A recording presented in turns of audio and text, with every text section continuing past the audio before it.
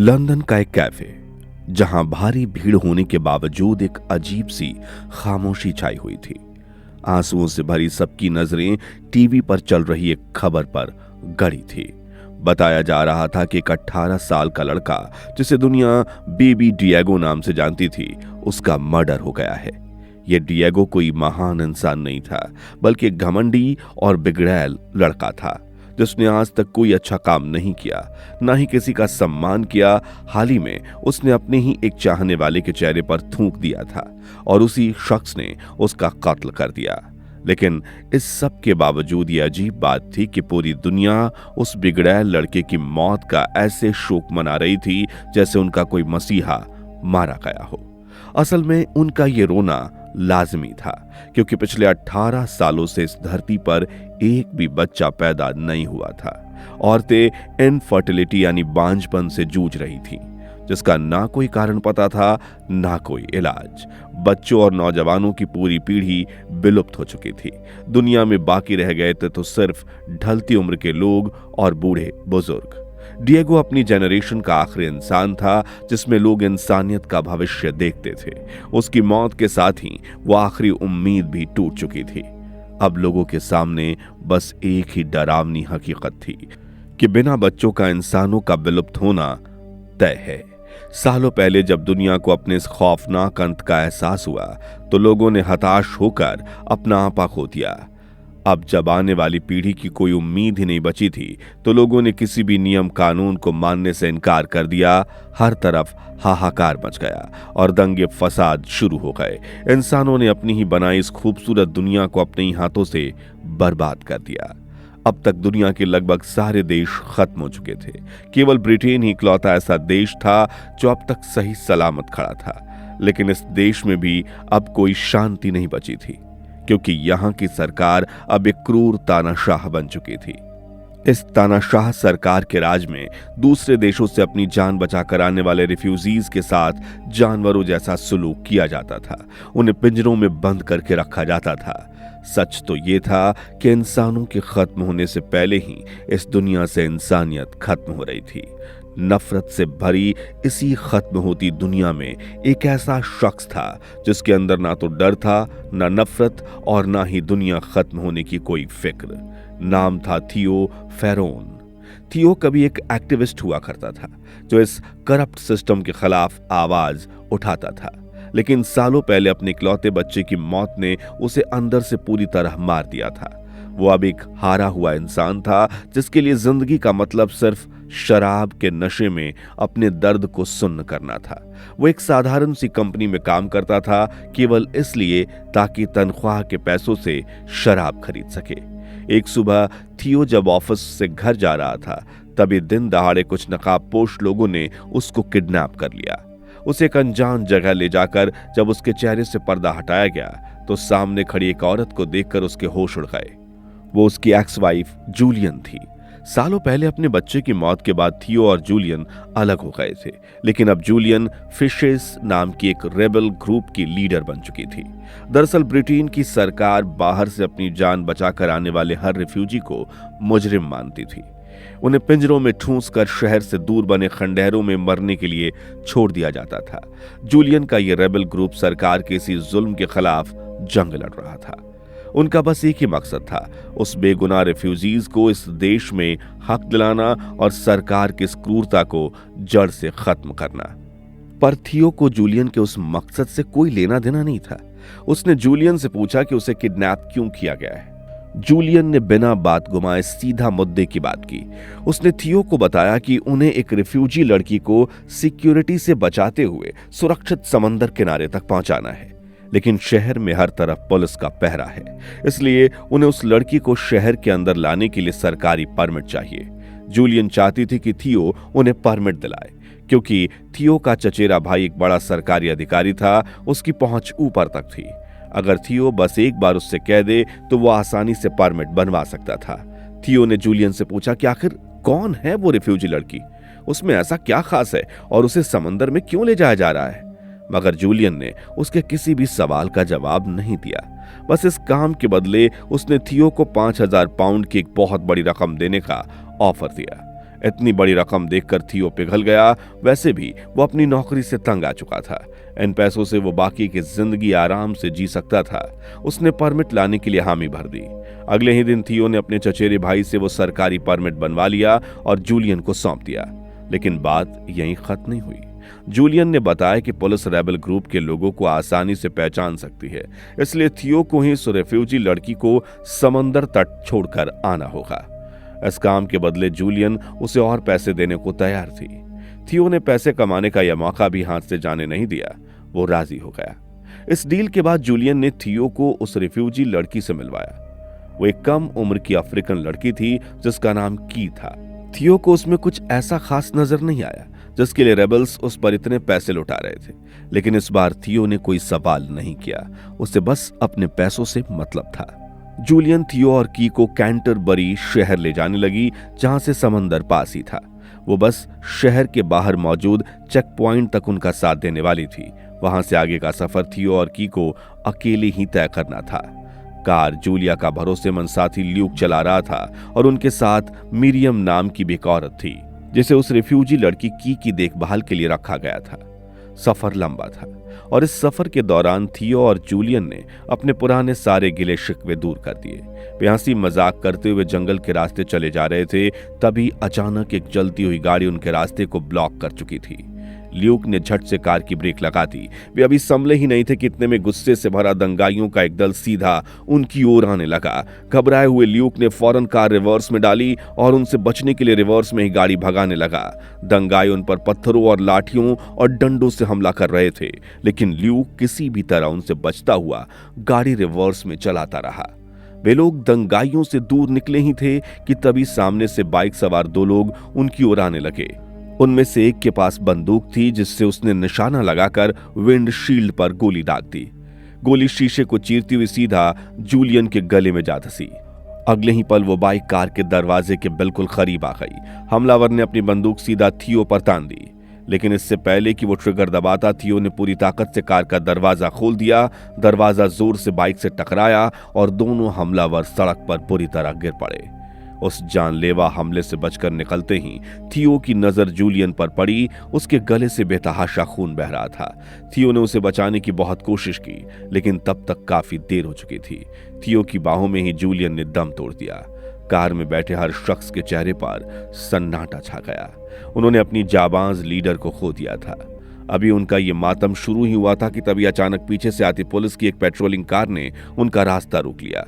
गाड़ी से दो पुलिस वाले बाहर निकले और उन्होंने सीधा ल्यूक पर अपनी बंदूक तान दी।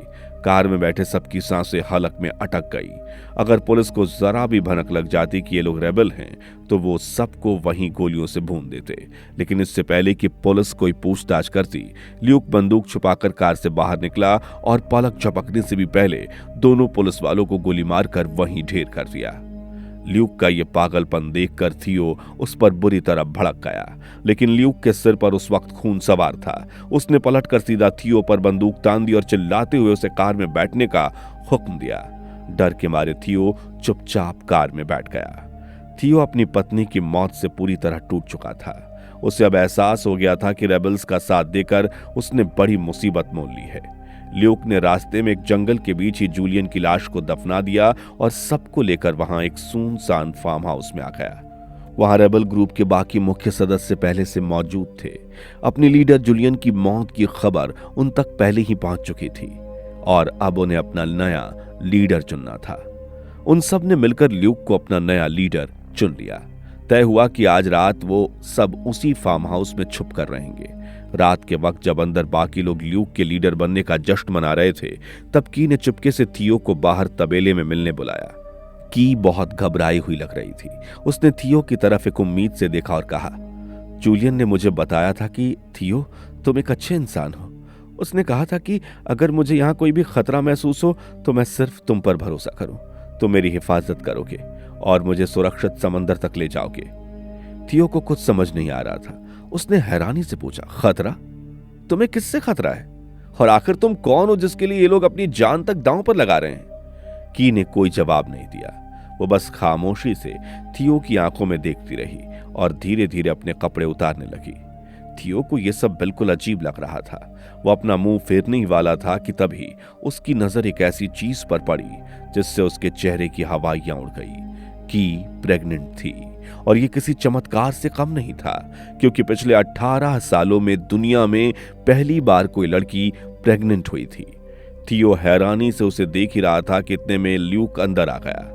अब जब थियो ने सब देख ही लिया था तो ल्यूक ने उसे सारी सच्चाई बताई। दरअसल ये सारा प्लान जूलियन का था। इतने सालों में जब उसने पहली बार एक प्रेग्नेंट लड़की को देखा तो उसके अंदर एक उम्मीद जगी कि इंसानों में इनफर्टिलिटी यानी बांझपन की समस्या को दूर किया जा सकता है। औरतें फिर से बच्चा पैदा कर सकती हैं। जूलियन को एक सीक्रेट ऑर्गेनाइजेशन के बारे में मालूम था जिन्हें द ह्यूमन प्रोजेक्ट कहा जाता था। इस ऑर्गेनाइजेशन में साइंटिस्ट्स की एक टीम थी जो सालों से इनफर्टिलिटी का इलाज ढूंढ रही थी। यह ऑर्गेनाइजेशन भ्रष्ट सरकार से छुपकर काम करती थी। उनका दल समंदर में कहीं छुपा हुआ था। जूलियन को उम्मीद थी कि वो लोग की के जरिए इनफर्टिलिटी का इलाज ढूंढ लेंगे और की और उसके बच्चे दोनों की देखभाल करेंगे। इसलिए जूलियन की को उनके हवाले करने जा रही थी। लेकिन आज की हुई एक घटना ने जूलियन के इस प्लान को खतरे में डाल दिया था। न्यूज में यह खबर फैल गई थी कि पुलिस के साथ हुई मुठभेड़ में रेबल की लीडर जूलियन मारी गई है, और जो लोग वहां से भागे हैं पुलिस के पास उनकी पहचान करने के लिए पक्के सबूत मौजूद हैं। इसका सीधा सा मतलब था कि अब जल्द ही थियो का चेहरा भी एक वांटेड मुजरिम के तौर पर पूरे देश में छाने वाला था। इस खतरे को देखते हुए ल्यूक ने फौरन एक मीटिंग बुलाई। मीटिंग में इस बात पर बहस शुरू हुई कि अब आगे क्या करना है। जूलियन का असली प्लान था की को सुरक्षित समंदर के किनारे पहुंचाना, जहां से ह्यूमन प्रोजेक्ट के लोग उसे ले जा सकें। ग्रुप के कुछ लोग इसी प्लान पर आगे बढ़ना चाहते थे क्योंकि की और उसका बच्चा इंसानियत को बचाने की आखिरी उम्मीद हो सकते थे। लेकिन ल्यूक को अब जूलियन के इस प्लान पर अमल करना बेवकूफी लग रही थी। उसने कहा कि पुलिस हर जगह उन्हें ढूंढ रही है और अब तो लियो भी वांटेड है। ऐसे में समंदर तक जाना की और उसके होने वाले बच्चे की जान जोखिम में डालना होगा। पुलिस वाले उन्हें देखते ही गोली मार देंगे। ल्यूक ने सलाह दी कि उन्हें की और उसके बच्चे को अपनी हिफाजत में ही रखना होगा। लेकिन तभी थियो ने बीच में पड़ते हुए कहा, तुम लोग की प्रेगनेंसी को छुपा क्यों रहे हो? बल्कि हमें तो इस खबर को पूरी दुनिया के सामने लाना चाहिए ताकि लोगों में शांति कायम हो, उन्हें इंसानी प्रजाति को बचाने की उम्मीद मिले। और फिर की 9 महीने की प्रेग्नेंट है, उसे एक सही डॉक्टर और मेडिकल केयर की बहुत जरूरत है। लेकिन ल्यूक ने थियो को वो कड़वी सच्चाई याद दिलाई जिसे वो भूल रहा था। उसने साफ शब्दों में समझाया कि यहाँ की तानाशाह सरकार बहुत ही जालिम है। वो दुनिया के सामने कभी ये सच आने ही नहीं देंगे कि 18 साल बाद पैदा होने वाला पहला बच्चा किसी रिफ्यूजी का है। अगर की उनके हाथ लग गई तो वो लोग की से उसका बच्चा छीन लेंगे और की को जान से मार देंगे। फिर वो उस बच्चे को किसी अमीर ब्रिटिश औरत की गोद में डाल देंगे और दुनिया के सामने उसे ही असली मां बनाकर पेश करेंगे ताकि पूरी दुनिया उनकी नस्ल को महान समझे। ल्यूक ने की को सलाह दी कि वो बच्चा होने तक यहीं रुक जाए। एक बार बच्चा पैदा हो जाए तो वो लोग उसे ह्यूमन प्रोजेक्ट के पास पहुंचा देंगे। की राजी हो गई, मगर थियो को इन सब में किसी खतरनाक षड्यंत्र की बू आ रही थी। उसी रात जब सब सो रहे थे तभी थियो की अचानक आंख खुली। उसे बाहर से कुछ आवाजें सुनाई दी। उसने जब खिड़की से बाहर झांक कर देखा तो सन्न रह गया। बाहर उसे वही 2 बाइक सवार शूटर दिखाई दिए जिन्होंने जूलियन की हत्या की थी। असल में वो दोनों ल्यूक के ही साथी थे। वो जख्मी थे और ल्यूक से इस बात पर बहस कर रहे थे कि बाइक से गिरने के बावजूद ल्यूक उन्हें बचाने नहीं आया। थियो ने करीब जाकर उनकी बातें सुनी और जो खौफनाक सच्चाई उसे मालूम चली उसने थियो के अंदर दहशत भर दी। जूलियन को मरवाने वाला ल्यूक ही था। दरअसल जूलियन की को ह्यूमन प्रोजेक्ट वालों के पास भेजना चाहती थी। इससे की भी सुरक्षित रहती और इंसानों को विलुप्त होने से भी बचाया जा सकता था। लेकिन ल्यूक के इरादे कुछ और ही थे। उस सनकी का अपना अलग ही प्लान था जिसके तहत वो की और उसके बच्चे को राजनीतिक हथियार की तरह इस्तेमाल करना चाहता था, क्योंकि अब दुनिया छोटे बच्चों को भगवान की तरह पूजने लगी थी। इसलिए ल्यूक की के बच्चे को दुनिया के सामने दिखाकर यह साबित करना चाहता था कि मानवता को बचाने का रास्ता सिर्फ उसके पास है। उसका मकसद इस बच्चे के जरिए ज्यादा से ज्यादा लोगों को अपने रेबल ग्रुप से जोड़ना था ताकि उनकी ताकत बढ़े और वे ब्रिटिश सरकार को घुटने टेकने पर मजबूर कर सके। मगर थियो जानता था कि ल्यूक के इस मकसद में की और उसका बच्चा दोनों कुर्बान हो जाएंगे। ल्यूक थियो को भी कल सुबह मारने की प्लानिंग कर रहा था ताकि वो कभी उनके रास्ते में न आए।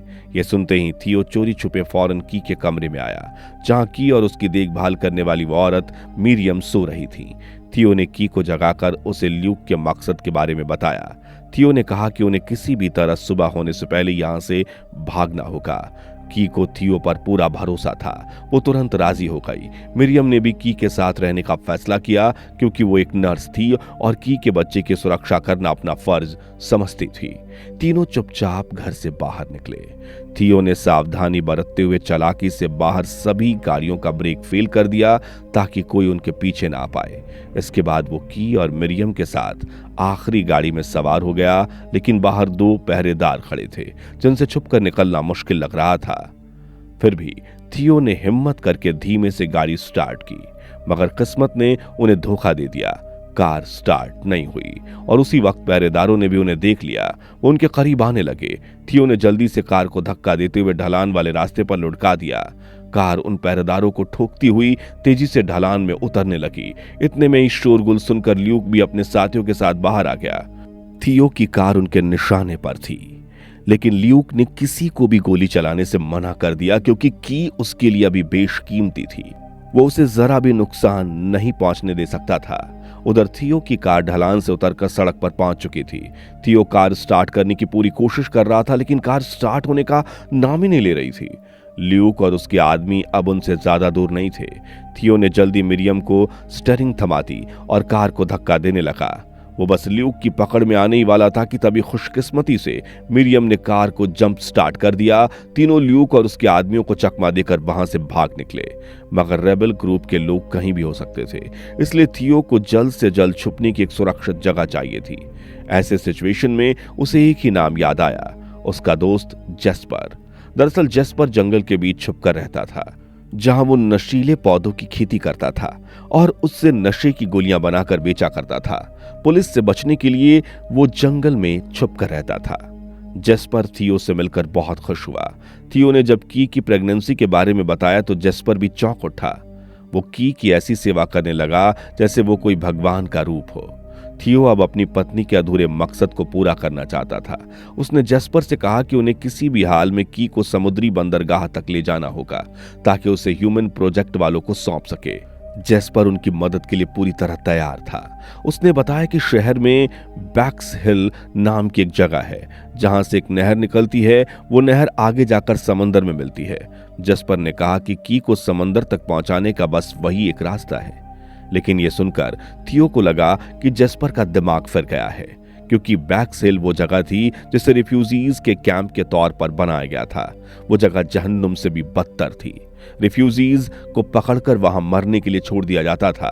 वहां हर वक्त दंगे फसाद होते रहते थे। पुलिस और बागियों के बीच बमबारी होती थी, जिसमें आए दिन कई मासूम लोग मर जाते थे। जेस्पर उन्हें सीधे तौर पे मौत के मुंह से गुजरने के लिए कह रहा था।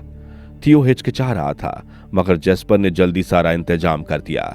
कुछ देर बाद वो एक भ्रष्ट पुलिस वाले से डील करके लौटा जो उसका ग्राहक था। जेस्पर का प्लान ये था कि वो थियो, की और मिरियम को उस पुलिस वाले के साथ भेजेगा जो उन तीनों को बाकी रिफ्यूजीज के साथ शामिल कर देगा, जिसके बाद मिलिट्री सोल्जर्स उन्हें बैक से ले जाएंगे। इस पूरे प्लान में बहुत ज्यादा जोखिम था, मगर थियो कुछ सोच पाता उससे पहले ही अचानक पूरे घर का अलार्म बजने लगा। उन्होंने सीसीटीवी कैमरे से देखा ल्यूक और उसके आदमी अपने डॉग्स के साथ उन्हें ढूंढते हुए वहां तक आ पहुंचे थे। डॉग्स थियो की महक से उसे ढूंढ सकते थे।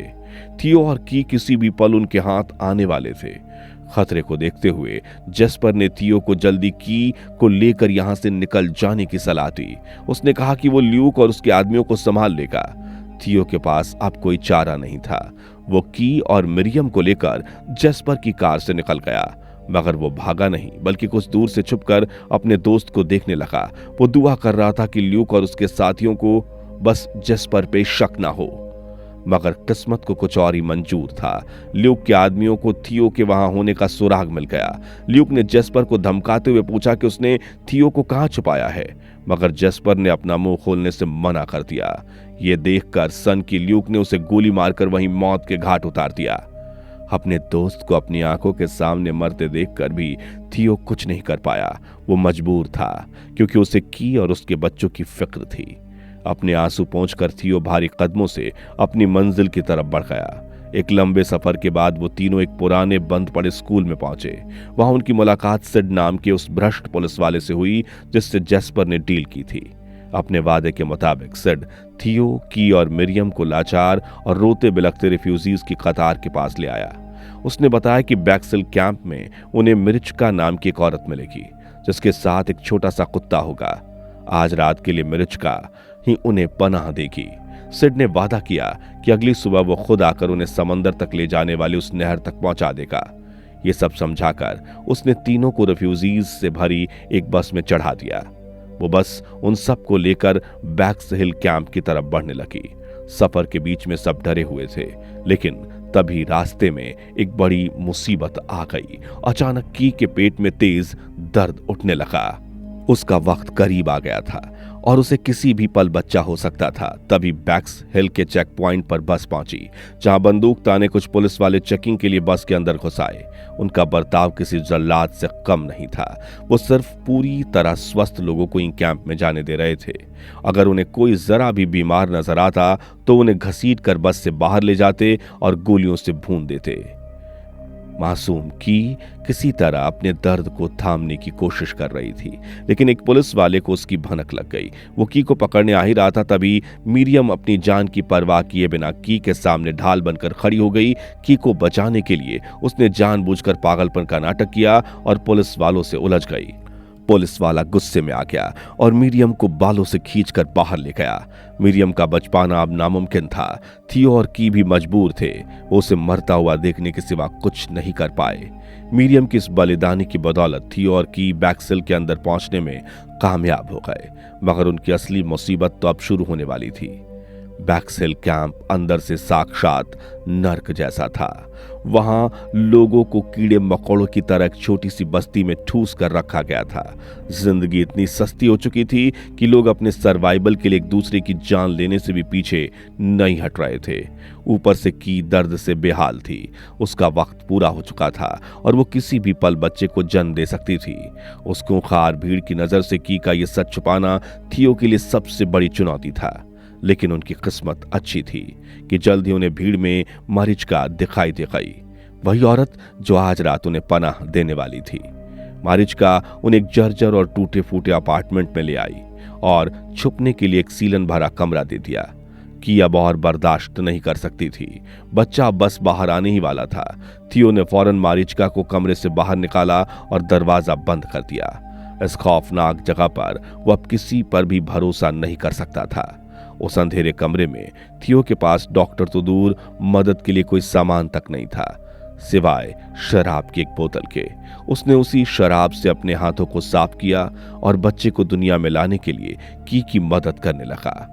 उस भयानक दर्द से चीखती तड़पती की को उस वक्त सिर्फ थियो के हौसले ने थाम रखा था। और फिर भारी मशक्कत के बाद पूरे 18 सालों का वो सन्नाटा टूट गया। की ने एक स्वस्थ बच्ची को जन्म दिया। उस नन्ही सी जान की पहली किलकारी गूंजते ही की अपना सारा दर्द और तकलीफें भूलकर मुस्कुराने लगी। थियो की आंखों में भी सुकून आ गया। इस अफरा तफरी से थक चुके वो दोनों जल्द ही गहरी नींद में सो गए। तभी अगली सुबह दरवाजे पर दस्तक हुई। की ने जल्दी से अपनी बच्ची को कंबल में छुपा लिया। थियो ने जब दरवाजा खोला तो मारिचका के साथ वो पुलिस वाला सिड भी आया हुआ था, जिसने उनकी यहां तक पहुंचने में मदद की थी। सिड अब उन्हें नहर तक ले जाने वाला था, जहां से वो दोनों एक बोट के जरिए समंदर पर पहुंच जाएंगे। लेकिन तभी सिड ने की बच्ची को देख लिया। उसकी आंखों में लालच भर आया। उसने अपनी बंदूक निकाल ली। अब वो उन्हें बोट तक ले जाने के बजाय उन्हें सरकार को सौंपकर अपनी तरक्की का सौदा करने वाला था। लालच ने उस मददगार को भी जल्लाद बना दिया था। वो उन्हें बंदूक की नोक पर बाहर ले जाने लगा। तभी मारिचका ने पीछे से सिड को धक्का देकर सीढ़ियों से गिरा दिया। मौका पाकर थियो भी उस पर झपट पड़ा और मारिचका ने उस करप्ट पुलिस वाले को पीट पीट कर बेहाल कर दिया। मारिचका एक भली औरत थी। उसने थियो और की मदद करते हुए उन्हें पीछे के दरवाजे से बाहर निकाल लिया। लेकिन बाहर का माहौल और भी ज्यादा खौफनाक था। बागियों और मिलिट्री सोल्जर्स के बीच जंग छिड़ी हुई थी। दोनों गुट अंधाधुंध गोलियां बरसा रहे थे। इस भयानक जंग के बीच से छुपते छुपाते थियो, की और मारीचिका नहर तक पहुंचने की कोशिश कर रहे थे, मगर तभी मौत ने उनका रास्ता रोक लिया। ल्यूक उन्हें ढूंढता हुआ वहां आ धमका। वो की और उसकी बच्ची को उठाकर अपने साथ ले गया। अब ल्यूक के साथी थियो और मारीचिका को वहीं खत्म करने वाले थे, लेकिन तभी गोलीबारी शुरू हो गई। मिलिट्री ने रेबल ग्रुप के उन मेंबर्स को पहचान लिया था। उन्होंने पूरे ग्रुप पर फायरिंग शुरू कर दी। इस मौके का फायदा उठाकर थियो और मारीचिका वहां से भाग निकले। थियो को अब किसी भी हाल में की को ढूंढना था। उसने छुपकर ल्यूक के साथियों का पीछा किया, जो आगे जाकर एक बिल्डिंग में घुस गए। मिलिट्री टैंक और मशीन गन्स से उस बिल्डिंग पर अंधाधुंध फायरिंग कर रही थी। बिल्डिंग के अंदर से ल्यूक और उसके साथी भी जवाबी हमला कर रहे थे। इस खूनी जंग के बीच थियो अपनी जान जोखिम में डालकर अंदर जा घुसा। अंदर का मंजर भयावह था। लोगों की कटी पिटी लाशें बिछी हुई थीं। दो गुटों के इस जंग में कई मासूमों की जान जा रही थी। थियो किसी तरह गोलियों से बचता हुआ ऊपरी मंजिल पर पहुंचा, जहां उसे की नजर आ गई। वो डर से कांपती हुई छुपकर एक कोने में बैठी थी और उसकी बगल में ही खिड़की की आड़ लेकर छुपा ल्यूक नीचे खड़ी मिलिट्री पर अंधाधुंध गोलियां बरसा रहा था। उसके बाकी साथी मारे जा चुके थे और वो अकेला ही मिलिट्री का सामना कर रहा था। थियो तेजी दिखाते हुए की और उसकी बच्ची को लेकर बाहर निकल आया। उसी पल उस कमरे में एक तेज धमाका हुआ, जिसमें ल्यूक के चिथड़े उड़ गए। उस धमाके से बच्ची रो पड़ी। थियो जल्दी की और बच्ची को लेकर बिल्डिंग से बाहर निकलने लगा, लेकिन तभी मिलिट्री सोल्जर्स अंदर आ गए। उन्होंने बच्ची की आवाज सुन ली। एक पल को उनके चेहरे सपाट पड़ गए। थियो और की को अब पूरा यकीन हो गया कि अब वो नहीं बच पाएंगे, लेकिन तभी चमत्कार हुआ। सोल्जर्स ने गोलीबारी रुकवा दी। वे शायद अपनी पूरी जिंदगी में पहली बार बच्ची की किलकारी सुन रहे थे। एक ही झटके में उनकी नफरत, राजनीति और रिफ्यूजीज के प्रति गुस्सा खत्म हो गया। उन्हें एहसास हुआ कि जिस भविष्य के लिए वे लड़ रहे हैं, वो भविष्य असल में इसी बच्ची में है। उन्होंने थियो और की का रास्ता छोड़ दिया। वे लोग उस बच्ची को किसी भगवान के चमत्कार की तरह देख रहे थे। कई तो सम्मान में घुटनों के बल बैठ गए और उसे पूजने लगे। थियो और की जल्दी उस भीड़ से निकल गए और आखिरकार नहर तक पहुंचने में कामयाब हो गए। थियो की और बच्ची को एक बोट में लेकर नहर के रास्ते समंदर आ गया। वे अब सुरक्षित थे और समंदर में लगातार बहते जा रहे थे। ह्यूमन प्रोजेक्ट की शिप का कोई अता पता नहीं था। तभी की ने बोट में खून गिरा हुआ देखा। पहले तो उसे लगा कि यह खून उसी का है। उसे इंटरनल ब्लीडिंग हो रही है, मगर फिर उसने थियो की हालत खराब होते हुए देखी और उसे एक सदमा लगा। दरअसल इस जंग में की को बचाते हुए थियो को गोली लग गई थी। उसका काफी खून बह चुका था, मगर की और उसके बच्चे को सुरक्षित रखने के लिए वो अब तक अपने जख्म, अपने दर्द छुपा रहा था। पर अब उसकी हिम्मत जवाब दे गई। उसने की से अलविदा कहा और बोट में बैठे हुए ही उसकी सांसें टूट गई। वो मर चुका था। कि उसकी मौत से रो पड़ी। इस सफर पर अब वो बिल्कुल अकेली थी। धुंध से भरे उस समंदर में उसे कहां जाना है ये तक नहीं पता था। उसने भी अपनी मौत स्वीकार कर ली, लेकिन तभी उसे एक उम्मीद की किरण नजर आई। सामने से उसकी ओर एक बड़ी शिप आ रही थी। वो कोई आम शिप नहीं थी, बल्कि उस सीक्रेट ऑर्गेनाइजेशन ह्यूमन प्रोजेक्ट की शिप थी। उन्हें देखकर की के चेहरे पे जीत की मुस्कान उभर आई। ह्यूमन प्रोजेक्ट के लोगों ने की और उसकी बच्ची को रेस्क्यू कर लिया। की के हौसले और थियो की कुर्बानी की बदौलत एक बार फिर इंसानियत जीत गई। दोस्तों, ये फिल्म हमें एक बहुत बड़ी बात सिखाती है कि हमारी पूरी दुनिया सिर्फ एक ही चीज पर टिकी है, और वो है उम्मीद। आपने देखा कि जब दुनिया से भविष्य की उम्मीद खत्म हो गई तो इंसान जानवर बन गया और हर तरफ तबाही मच गई। लेकिन की बच्ची का जन्म यह साबित करता है कि घोर अंधकार और विनाश के बीच भी उम्मीद की एक छोटी सी किरण पूरी दुनिया में शांति कायम कर सकती है। साथ ही थियो का बलिदान हमें बताता है कि दुनिया में शांति कायम रखने और इंसानियत को सही राह पर ले जाने के लिए हथियारों या ताकत की नहीं, बल्कि निस्वार्थ प्यार और त्याग की जरूरत होती है। अगर इंसान अपने अंदर से नफरत, लालच और हर चीज पर हुकूमत करने की चाहत को मिटा दे तो एक अकेला इंसान ही दुनिया में बड़े बदलाव ला सकता है और ये धरती आज भी स्वर्ग बन सकती है। इसी खूबसूरत संदेश के साथ ये फिल्म यहीं खत्म होती है। दोस्तों, उम्मीद है आपको ये कहानी पसंद आई होगी। अगर हाँ तो इस वीडियो पर एक लाइक जरूर करें और ऐसी ही बेहतरीन फिल्म की कहानियों के लिए हमारे चैनल शॉर्ट फ्लिक्स को सब्सक्राइब करना ना भूलें। और मिलते हैं आपसे एक और जबरदस्त कहानी के साथ। तब तक के लिए धन्यवाद।